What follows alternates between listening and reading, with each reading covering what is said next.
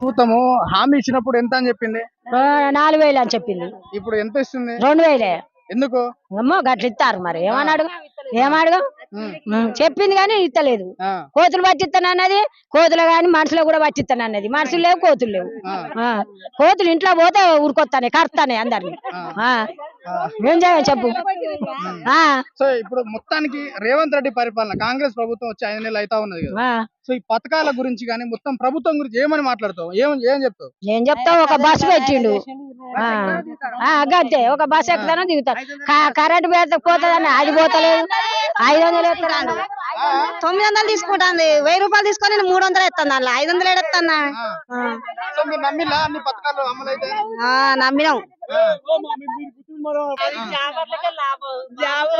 రోజు పోతున్నావా మేమేమన్నా? రైతులు పోతారా? ఎప్పటికీ ఇదే పని జరుపుతుంది. ఊక బస్సులు అంటే గవర్నమెంట్ జాబ్ ఉన్నోడే పోతాడు. మా ఆసుంటోళ్ళు పోతారా?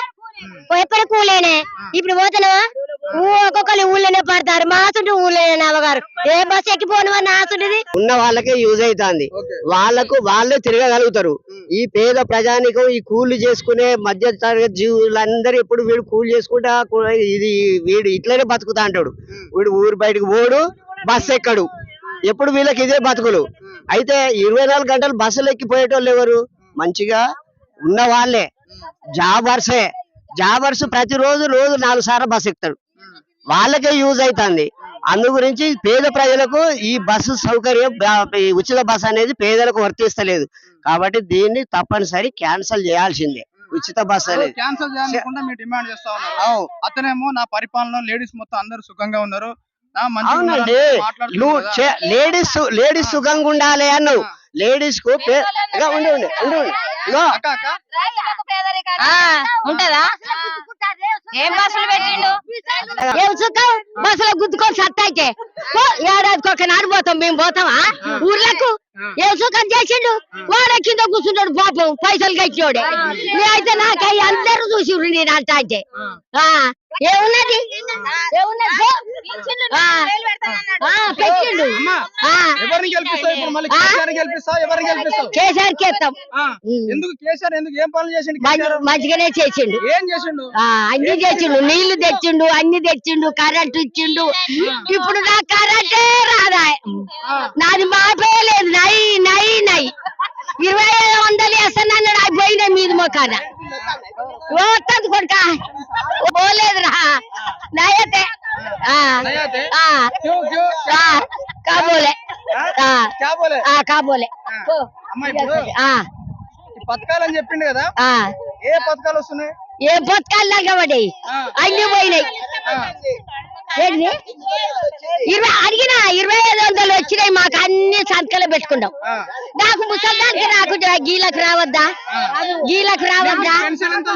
నాకు లేదు నాయన. మా ఆయనకి ఎక్కువ ఆయన 4000 గంతే. మాకేం లేదు నాయన. ఏం లేదు.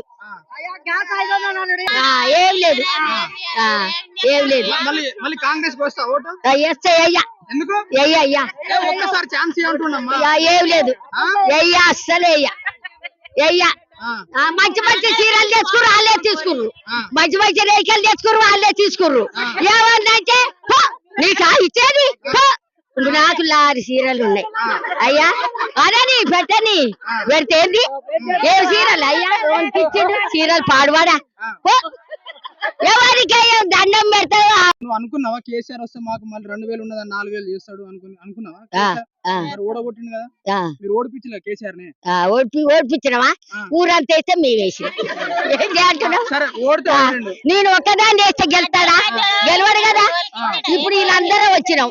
రేపు వస్తారా వీళ్ళంతా? ఆదివారం వస్తారా? గట్లా రేవంత్ రెడ్డి 4000 ఇస్తా అని చెప్పింది. నాకు లేదు, పిచ్చినే లేదు.